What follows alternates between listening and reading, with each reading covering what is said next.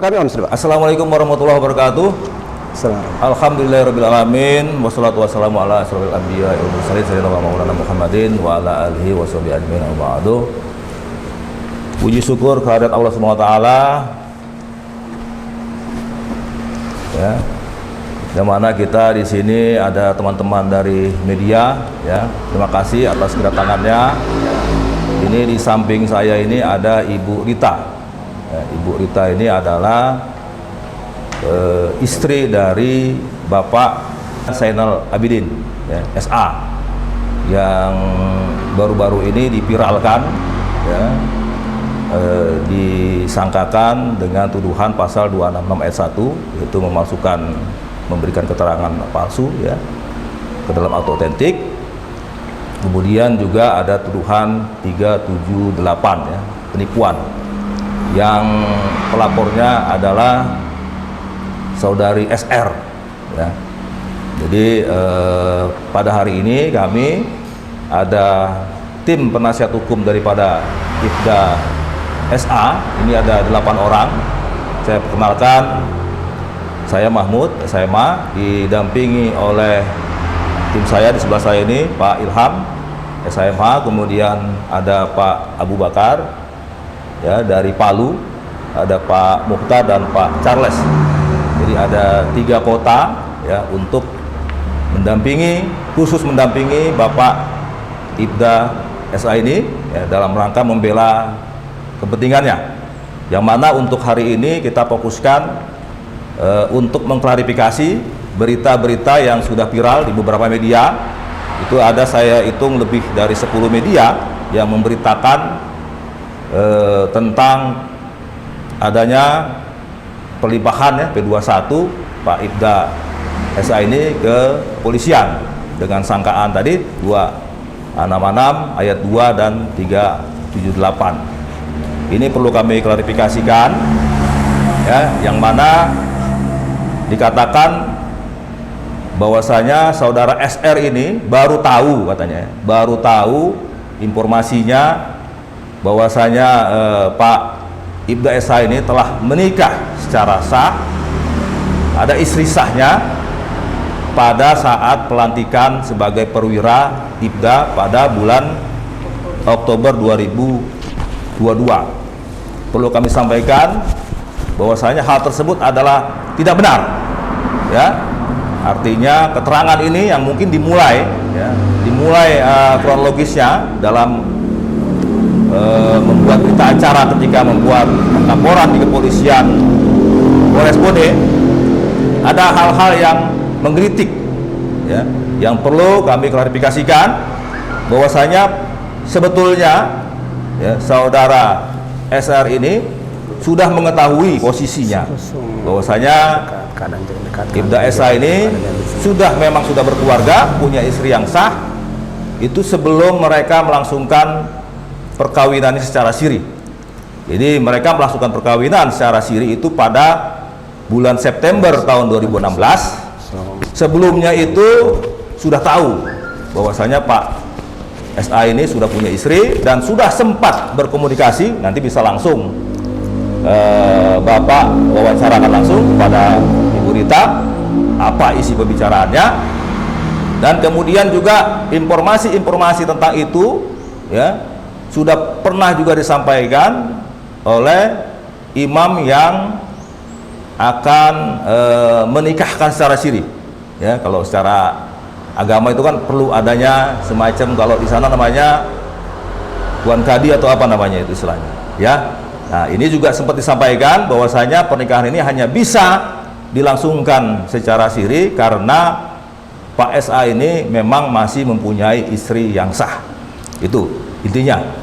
Untuk hal-hal yang lain berkembang supaya kita bisa dinamis, nanti bisa disampaikan, ya, secara bertahap oleh Ibu Rita. Silakan Ibu Rita menyampaikan kepada teman-teman kita, Pak, yang media. Silakan.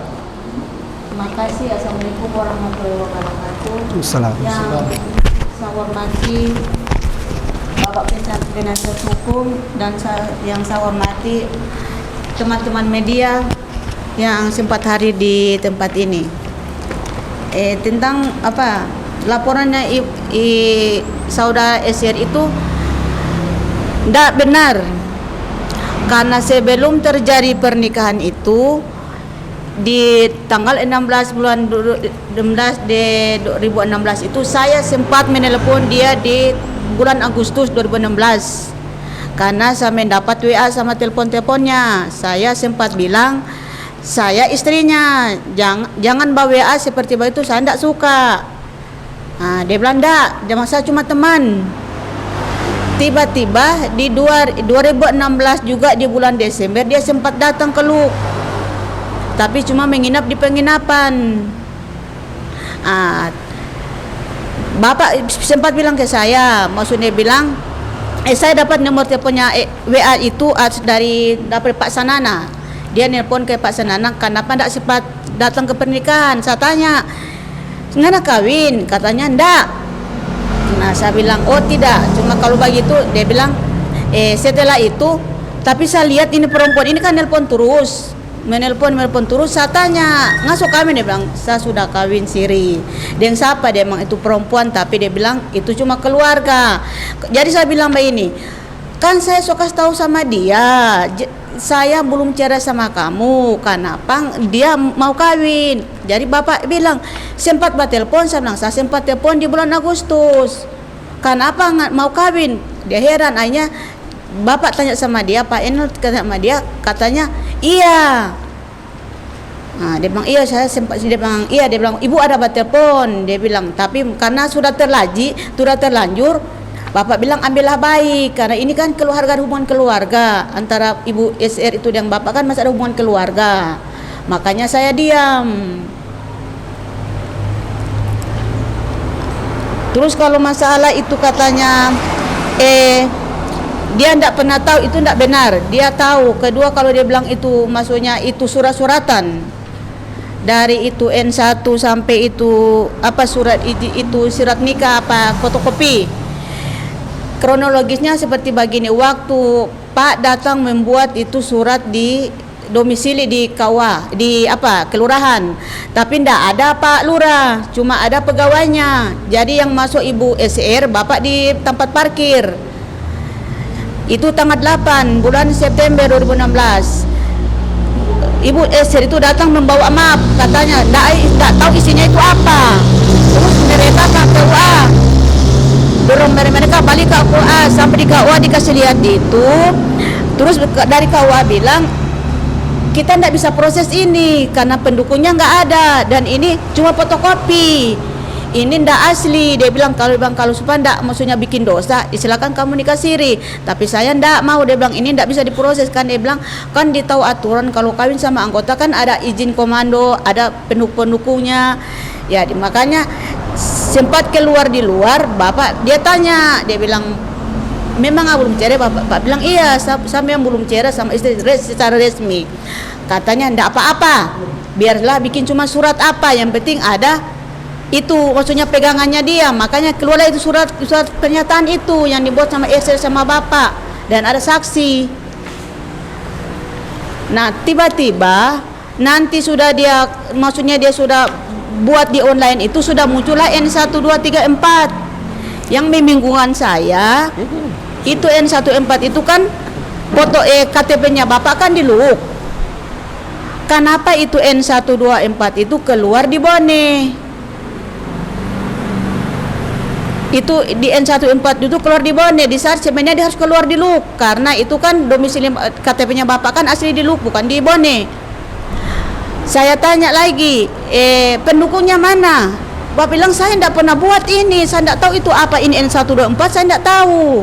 Ini perempuan yang kasih ke saya tidak tahu. Nanti so dipiralkan di YouTube. Dia bilang nanti saya tahu so dipiralkan, ternyata ada surat ini.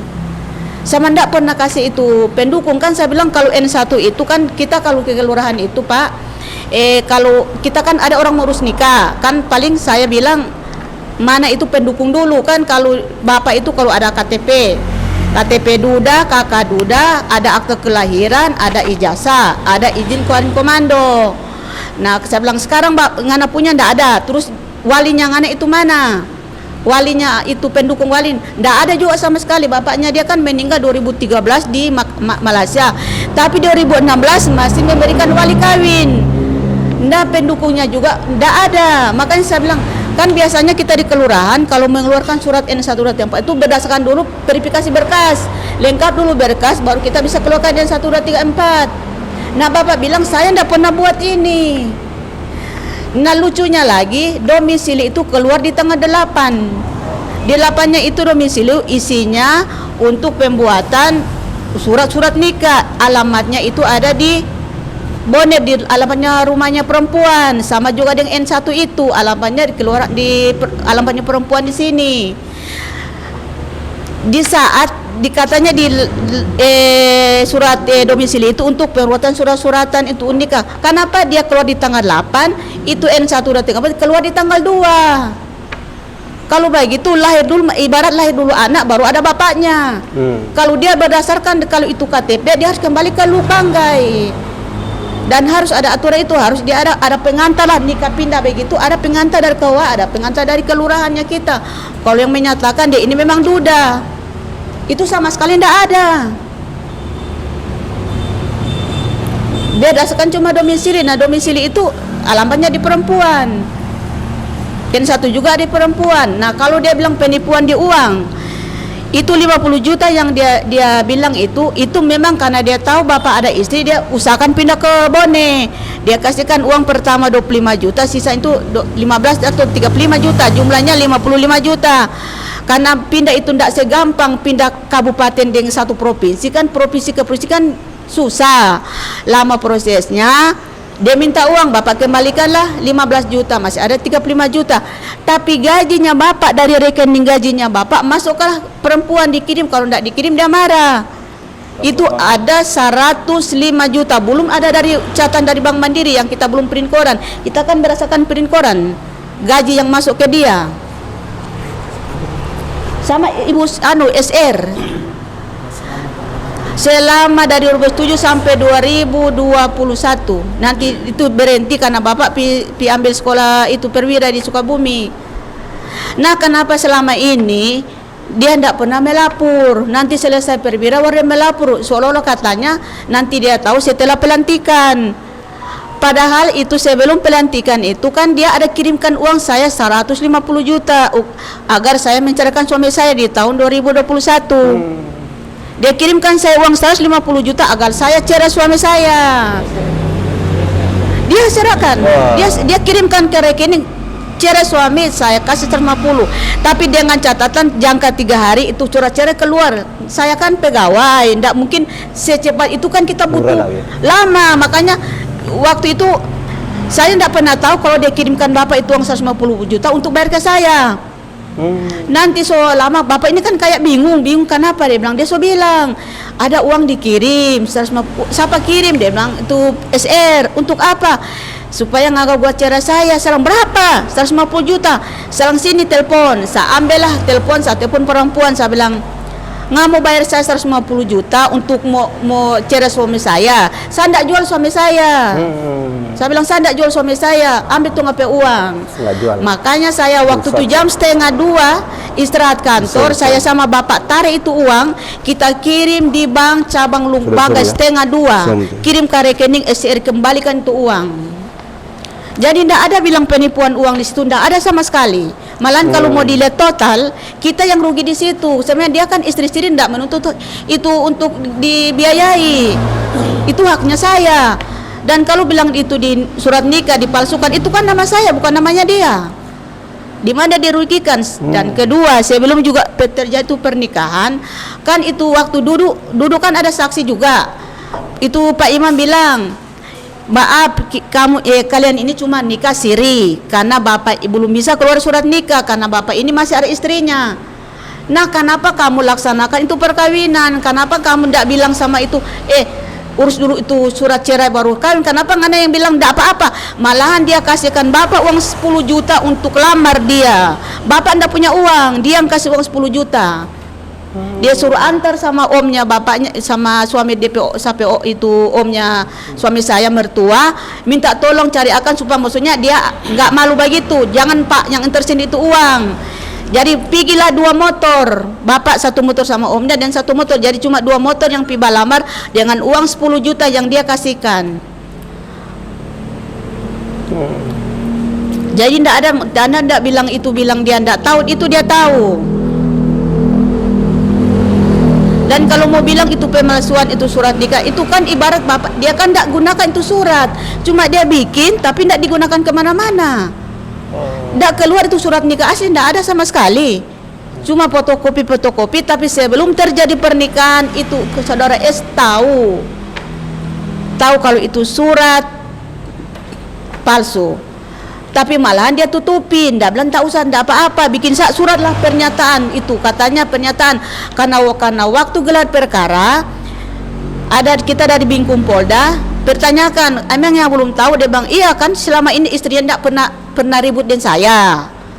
Dia bilang tidak pernah ribut sama saya, tapi dia intinya dia tahu kan, karena dia ke LUK 2018 itu saya sempat merapor ke Propos sama Pak Amin, makanya dipanggil suami saya.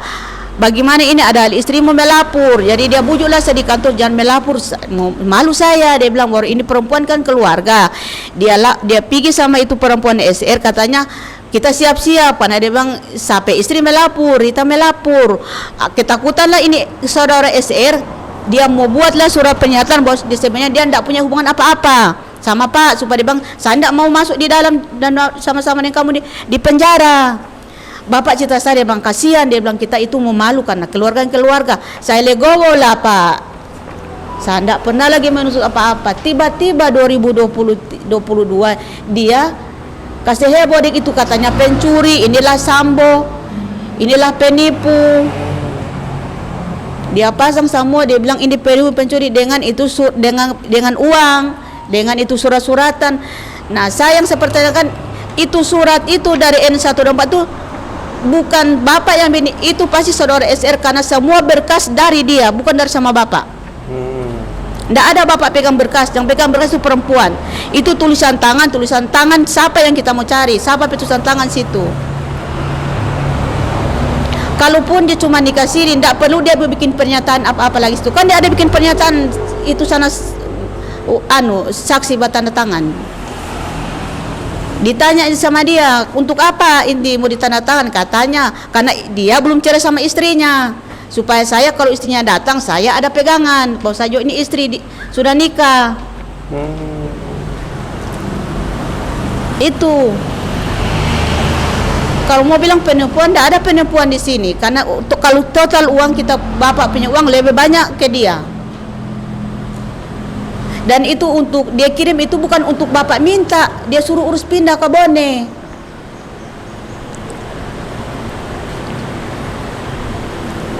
Yang kita mau cari tahu itu N124 itu kenapa bisa keluar di Bone, siapa yang keluarkan di Bone. Itu kalau sesuai dengan aturannya itu harus keluar di LUK Banggai sesuai dengan alamat KTP. Bukan alamat domisili. Dia alamat KTP LUK Banggai, tapi di dalam N1234 itu alamatnya di perempuan, di Naga BTN itu. Sama juga di domisili, alamatnya perempuan. Sebenarnya bikin itu surat itu tidak bisa dari domisili. Pak Muhtar bisa sampaikan sesuatu? Bapak, ya Sampaikan aja Pak, kira-kira apa yang bisa Assalamualaikum warahmatullahi wabarakatuh. Assalamualaikum. Dari teman-teman media, terima kasih banyak ini. Jadi itu kronologisnya seperti yang dijelaskan Ibu tadi, itu bisa lahir itu N1 N2 itu dari Luwu, tapi harus rekomendasi dari sana, kan pindah kawin istilahnya ini. Kalau tidak ada itu berarti tidak diterima dengan KUA di sini. Kalau tidak ada surat pengantar dari sana di tempat tinggalnya bapak ini. Jadi semua surat yang ada di proses ini kepolisian di Bone ini, kita tidak bisa mengatakan bahwa si A, si B yang membuat, tapi yang jelas siapa yang membuat surat ini, semua yang diproses ini, kalau bukan itu si CR itu yang paling intinya, Pak.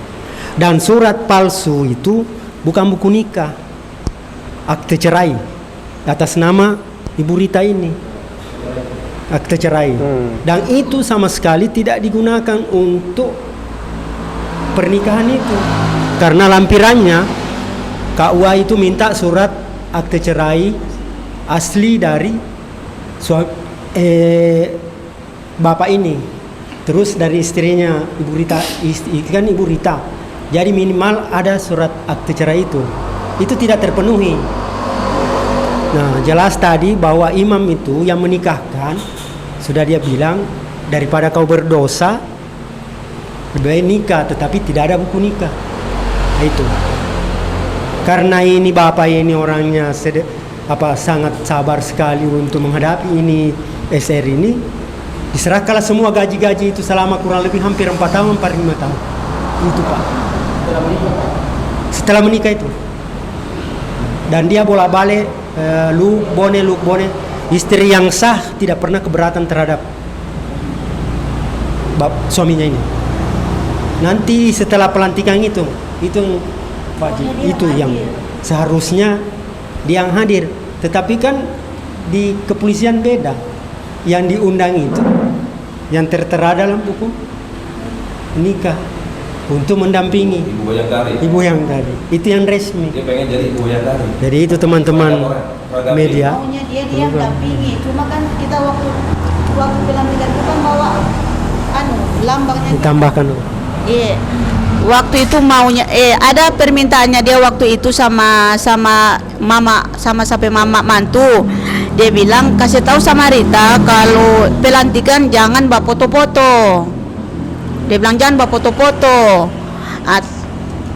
Permintaan juga dia sama Pak Enal, kenapa bukan dia yang hadir? Kenapa bukan dia yang hadir? Di sana Pak Enal bilang bagaimana mau hadir?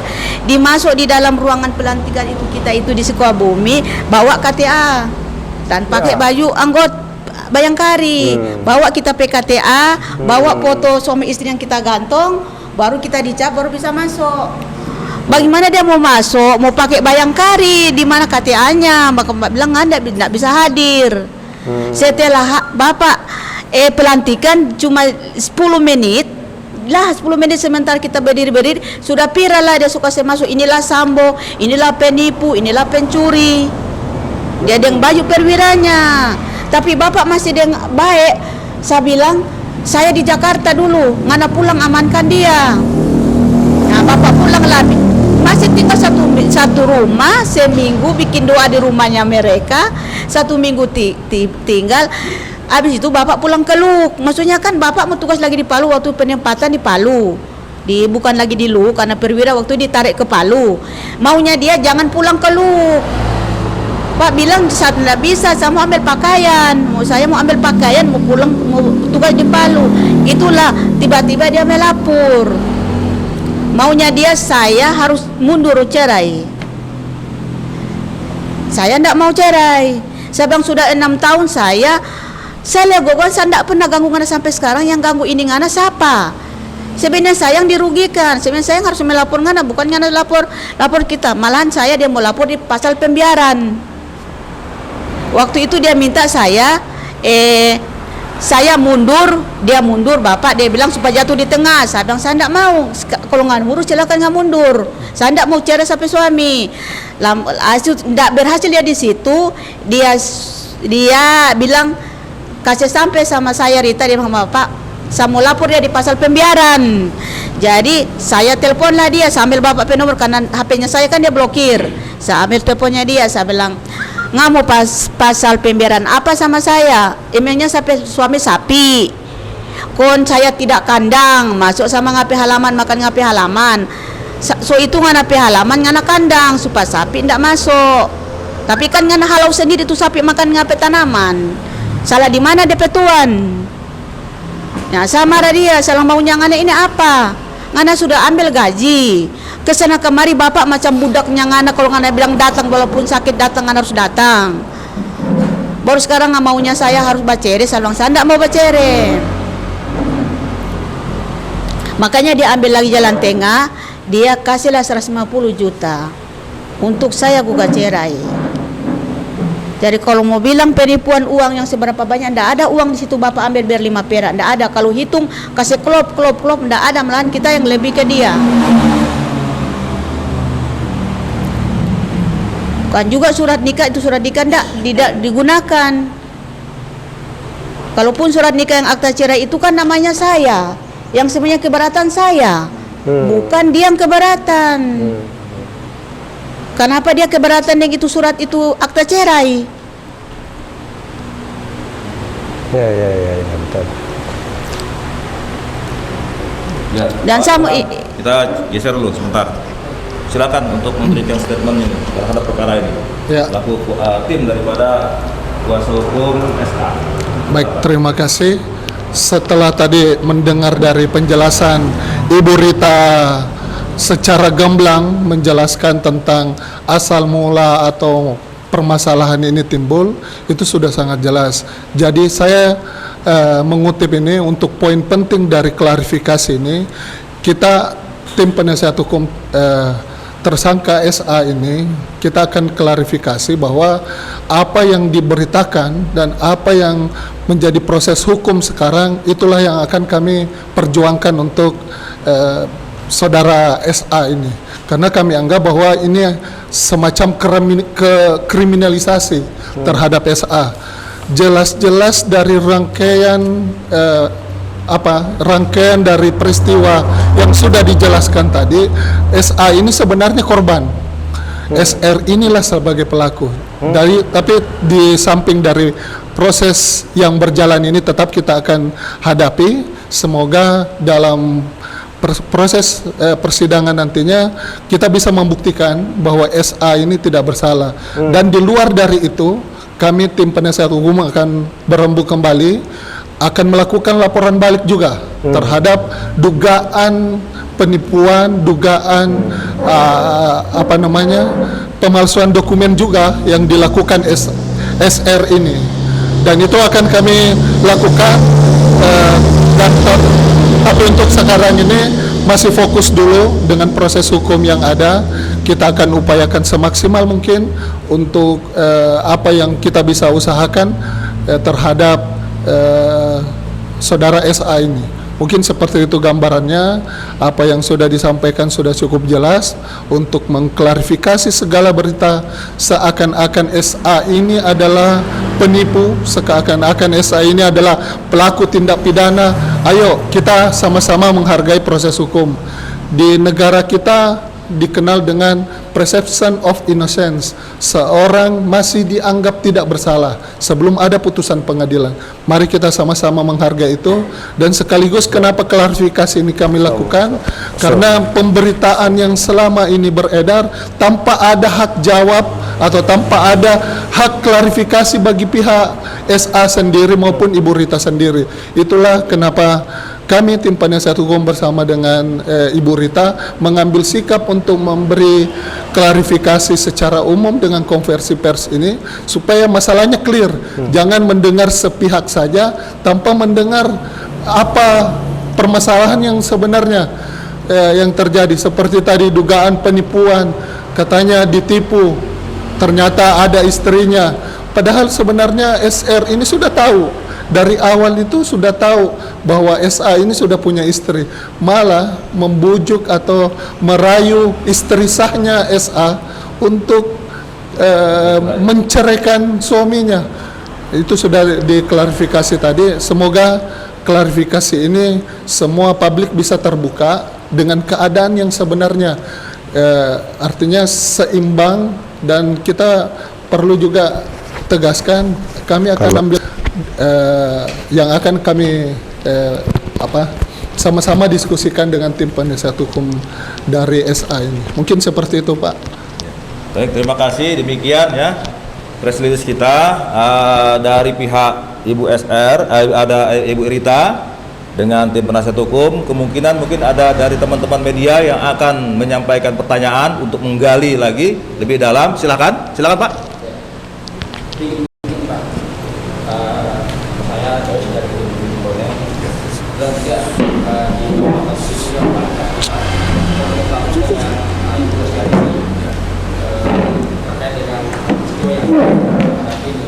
Kalau dari pengakuan dari spesial ini, memang dari awal itu kalau informasinya ke saya ini Bu, dari awal memang dia tidak pernah mengaku bahwa dia tidak sama sekali tidak mengetahui kalau SA ini sudah punya istri.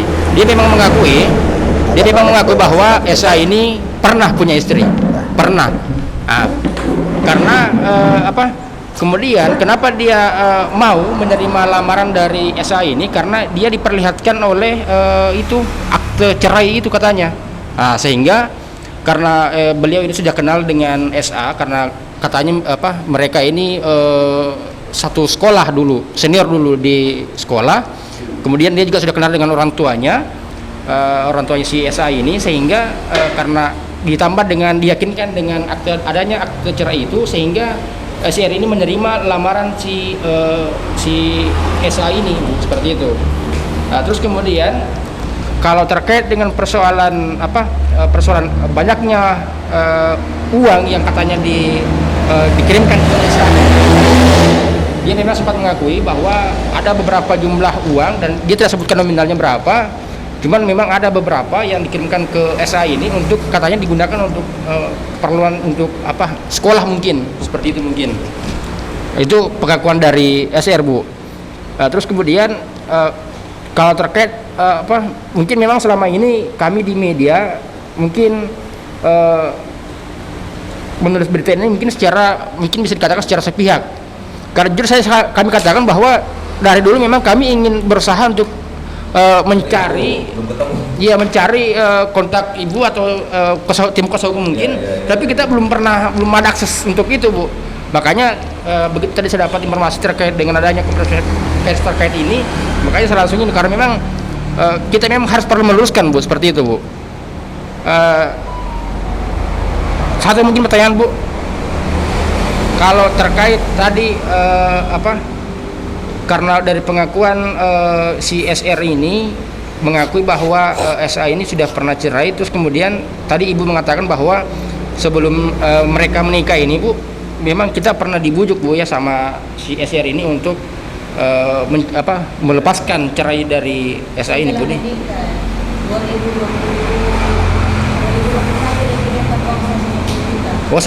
Setelah mereka menikah, SR meminta kita untuk menceraikan. Iya. Pada 2018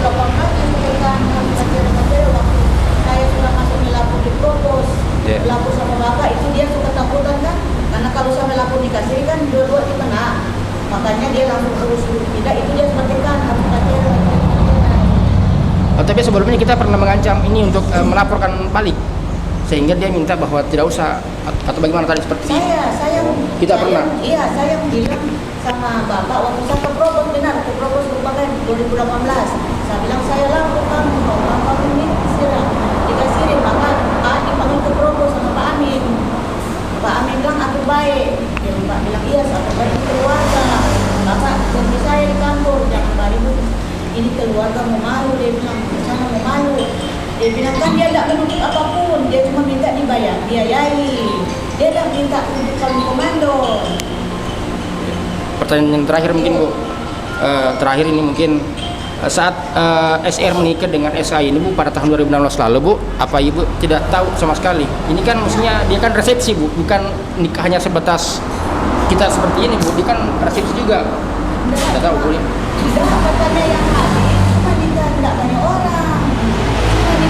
Cuma ada foto-fotonya cuma nikah begitu.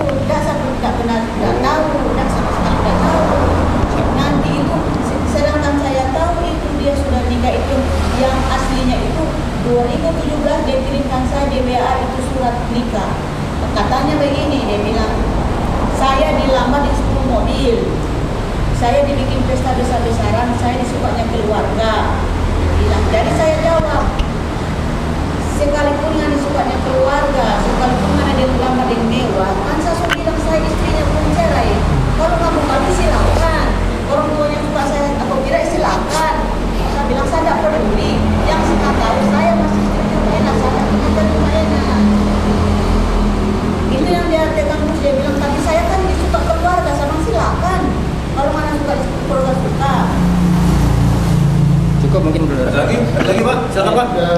Sebelum masuk dari pertanyaan, tadi sudah dijawab secara gamblang juga oleh Ibu Rita. Cuma sedikit menambahkan dari penjelasan Ibu Rita itu, yang tadinya disangkakan SA ini adalah seorang penipu dengan atau disangkakan dengan dugaan memalsukan dokumen, itu tadi sudah jelas bahwa itu tidak benar, dan itulah hal yang penting yang menjadi catatan kami. Tim penasihat hukumnya akan melakukan pembelaan semaksimal mungkin di pengadilan, karena jelas-jelas tadi dijelaskan akte cerai yang ini kan bukan buku nikah, yang dugaan palsu itu bukan buku nikah, karena yang bersangkutan pelapor ini SR ini sudah tahu bahwa ini tidak akan terbit ini buku nikah.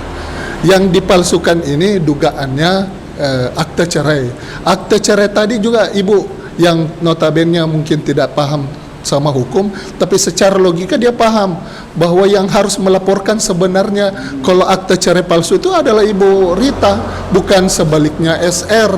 Jadi inilah dugaan-dugaan yang kami temukan, fakta-fakta yang kami temukan, ada kriminalisasi terhadap SA. Mungkin seperti itu tambahan. Kalau ada pertanyaan, ada lagi yang lain Pak, silakan. Siapa? Pasang. Boleh dulu. Apa boleh? Kasih dulu. Siap. Terima kasih Pak. Saya langsung barangkali, saya Hasanuddin dari Warta Sosial. Saya hanya singkat Bu. Saya dengar tadi dari pemaparan Ibu, kayaknya Ibu tidak keberatan ya dengan adanya pernikahan Bapak ini.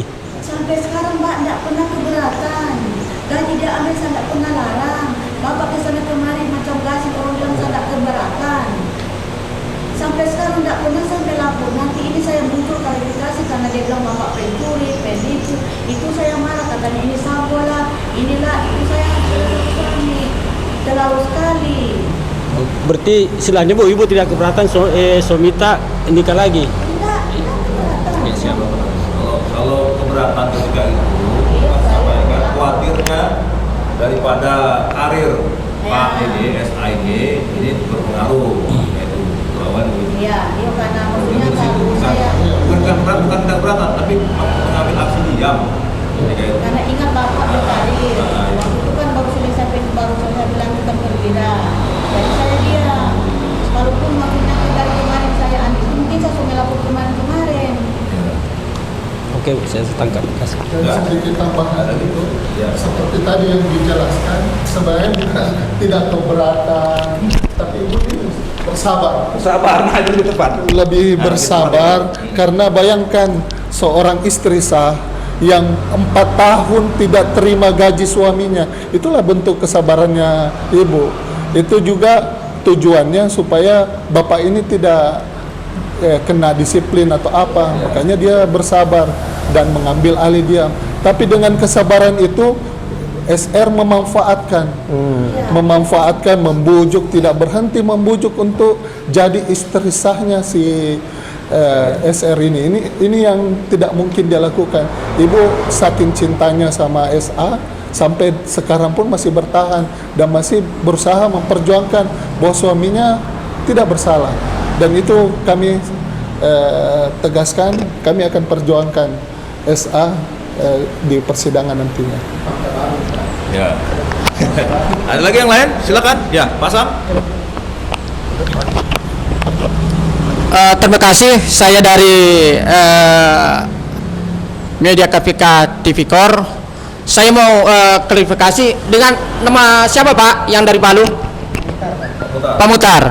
Saya mau klarifikasi ulang ini biar lebih jelas sama teman-teman media, bahwa tadi Bapak bilang bahwa dari Kua minta akte cerai asli ya, begitu, dan tidak mampu dipenuhi itu ya. Nah, sementara yang terjadi pernikahan berarti kan ada namanya cacat hukum, barangkali sebagai kuasa hukumnya dari Palu ini cacat hukum. Sementara sudah terjadi perjalanan pernikahan begitu. Apakah ini termasuk, kalau ini pengembangan kasus, apakah ini masuk pidana Pak yang menikahkan ini?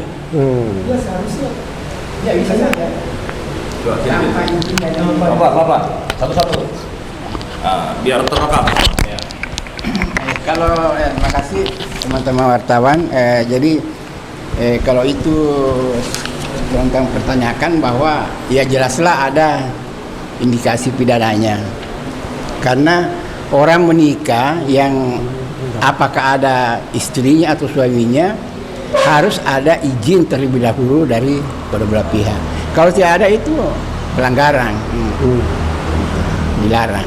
Tidak dilarang orang kawin lebih dari satu, menurut agama ya bisa, begitu. Kemudian dikaitkan dengan akte cerai, itu sama sekali kalau perkawinan siri tidak memerlukan surat-surat apapun. Semua. Jadi yang hadir pada waktu itu hanya penghulu, saksi, dan mempelai laki-laki. Jadi yang terlibat di sini Pak, yang menikahkan ini yang terlibat termasuk saksi juga? Tidak. Tidak terlibat saksinya? Karena sudah almarhum saya dengar. Oh, sudah almarhum. Sudah meninggal. Omnya, yang maksud saya saksi? Saksinya saya kurang tahu Pak. Karena saya tidak hadir, tapi ada saksi yang mengetahui bahwa yang dulu sebagai saksi ada. Iya. Termasuk adiknya adiknya SA. Oh ini. Iya. Ini adiknya. Begitu. Coba ke situ. Adiknya SA. Nah, jadi saya sambung Pak. Jadi perkawinan itu ada dua. Perkawinan negara dengan perkawinan di bawah tangan. Kalau perkawinan di bawah tangan, istilah kerennya sekarang adalah nikah siri, itu tidak perlu surat-suratan. Kalau perkawinan negara itu perlu ada surat, termasuk N1, N2 sampai berapa itu. Itu pun juga tergantung dari status daripada kedua calon. Kalau dia umpama duda, tentu ada akte cerai, ya. Kalau dia janda juga harus ada akte cerai. Iya, itu. Nah, ini yang apa ini yang SA dengan SRI ini adalah kalau saya tidak salah janda dengan duda kan? Oke. Jadi harus memerlukan itu. Sehingga SA ini yang saya lihat itu bukti adalah scan daripada keterangan penduduk beralamat di Luwuk sudah setengah. Kemudian scan atau fotokopi akte cerai atas nama SA dengan Rita istrinya, gitu. Yang janggal di sini bahwa terbitnya itu domisili harus berdasarkan dengan fotokopi, tapi yang ada hanya harus ada KTP. Nah, yang ada hanya scan atau fotokopi. Nah, kenapa bisa terbit domisili? Jadi menurut saya itu dari haram menjadi halal. Kan haram itu fotokopi. Kalau hanya fotokopi, tentu kita minta mana aslinya. Kalau tidak ada aslinya, ada fotokopi yang sudah dilegalisir, kan begitu. Secara negara Pak, batal dulu Pak. Belum saya bilang begitu, belum saya bilang menyatakan batal. Tidak terpenuhi. Tunggu dulu, bukanlah dibatal. Itu. Kemudian timbul atau terbitlah namanya domisili, berarti menjadi halal kan. Kemudian fotokopi atau pendukung daripada terbitnya itu domisili adalah KTP, fotokopi adalah alamat Sulawesi Tengah atau Luwuk. Nah, kenapa domisili menjadi alamat lain? Bila apa namanya itu? Menurut yang saya dengar adalah tempat tinggalnya perempuan itu. Ini. Nah, siapa yang menyuruh menuangkan alamat di domisili itu menjadi alamat tersebut, bukan alamat sesuai dengan KTP itu. Oke.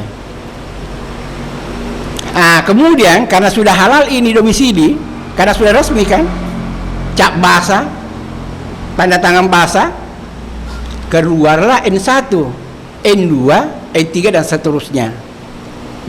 Yang notabene kalau mau ketahuan bahwa yang duluan lahir itu menurut formalitasnya adalah N1, N2 dan 3. Karena itu lebih duluan tanggalnya keluar, Pak. Kalau domisili saya kurang tahu itu belakangan, berarti anak lahir lebih duluan daripada orang tuanya. Mengerti, Pak? Kalau dengan demikian, pertama, yang korban di sini adalah istrinya SA yang seharusnya sebagai pelapor dalam pasal 266 ayat 2. Karena yang tercantum dalam nama di akte cerai itu bukan siapa-siapa. Itu. Jadi yang korban itu adalah, nah kenapa pihak lain yang melapor? Gitu. Jadi saya selaku kuasa hukum berkesimpulan bahwa bukan batal, tetapi saya tidak pernah anggap ada bukti-bukti yang diajukan oleh baik penyidik maupun pihak kejaksaan bahwa saya anggap itu adalah sampah. Bukan lagi batal, Pak. Harus dikesampingkan menurut undang-undang pembuktian, aturan pembuktian. Bahwa karena selama ini yang saya lihat semua yang diajukan sebagai alat bukti oleh baik penyidik maupun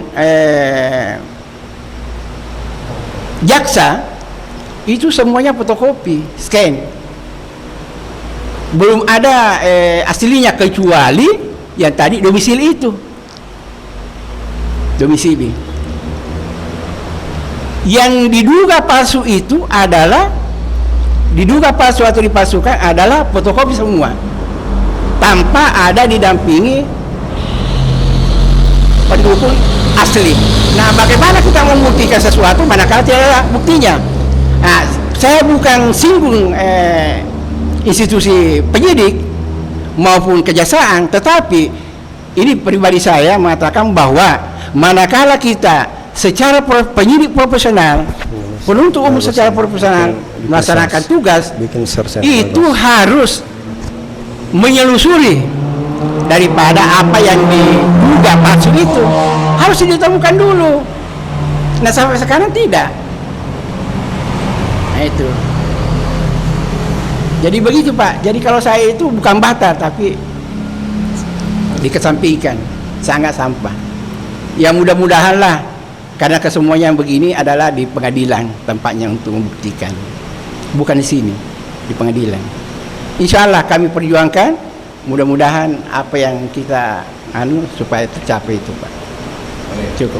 Bisa ditambah, Pak? Ya, lagi? Bisa ditambah, Pak? Dari pernyataan tadi, tersangka bisa ditambah, Pak? Apanya yang mau ditambah? Yang mau tanyakan, Pak, berarti kalau begitu yang menikahkan ini SA dengan ini tidak memenuhi unsur pidana. Bukan saya bilang apa tidak memenuhi unsur pidana, tidak.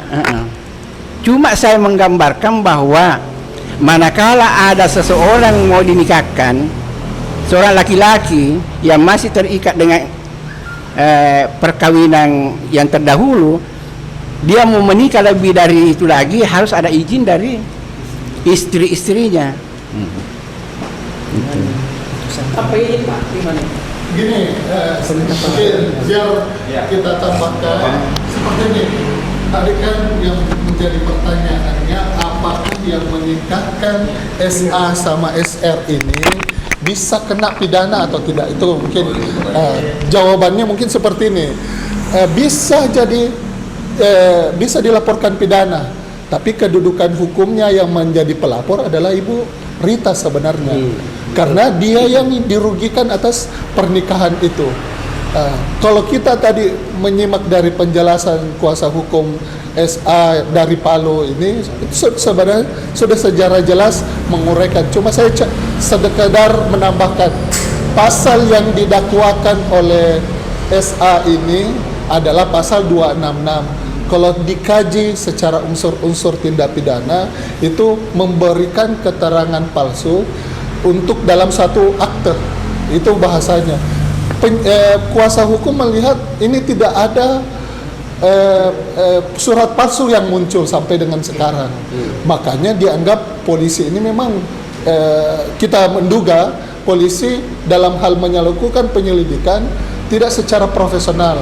Harusnya kan ada surat yang diduga palsu itu, atau ada yang diduga menggunakan palsu. Dan sederhananya ketika 266 dituduhkan kepada SA, 266 ayat 1 memberikan keterangan palsu dalam suatu akte, bisa saja Ibu SR ini juga harus jadi pelaku dengan pasal 266 ayat 2 karena dia menggunakan surat itu bersama-sama SA untuk menikah. Itu kan sama-sama menggunakan. Coba dibaca ketentuan pasal 266 ayat 1, ketentuan pasal 266 ayat 2. Sebenarnya SR juga ini harus kena.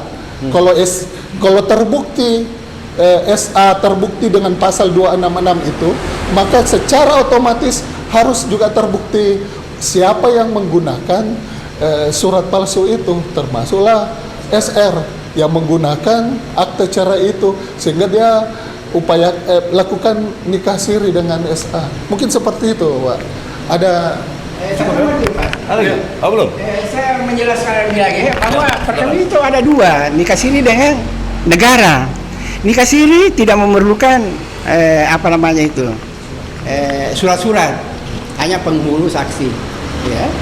Nah, cuma kalau orang Bugis biasanya kan menikah itu hanya laki-laki saja di depan.